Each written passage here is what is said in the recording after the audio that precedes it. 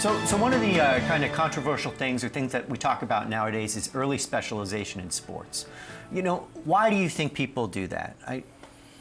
I sometimes feel like it's a parent living vicariously through their kid, right? So they were like really, really into the sport. They didn't quite make it, and then they kind of force the same thing onto their child. I don't know. What do you think, Felix?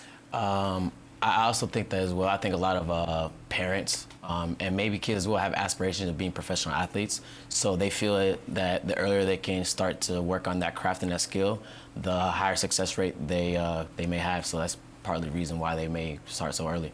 Yeah, I mean, I think some of the things that we talk about is that there are some pros to that. Like, I mean, if you're gonna play basketball, both of you guys like to play basketball from talking earlier. You know, is it worth going out and, you know, shooting 100 baskets at the end of the day, you know, during the course of your day when you're, say, I don't know, 10 or 12? Like, is that worth it? Does that make you a better shooter? Yeah, I mean, a repeated ability doing the same movement in a sport, you're only going to improve that movement or that skill. The issue is that if you only rely on the skills related to basketball, you're not going to really be a complete athlete just because you're very specific in that sagittal plane. You jump and you run, but you don't really move as well laterally, you know, things like that. I mean, if you focus so much on just one sport as a child, you lose out on a lot of different motor patterns.